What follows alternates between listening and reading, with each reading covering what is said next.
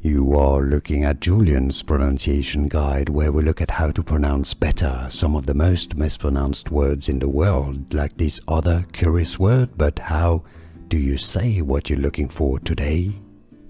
Let's learn how to pronounce this word, confusing one, once and for all, correctly here.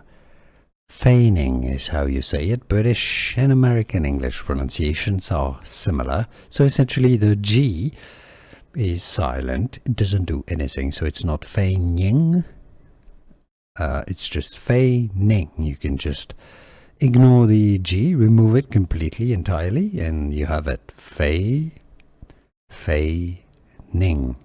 Feigning. Stress on the first syllable, it's easy, and now you know.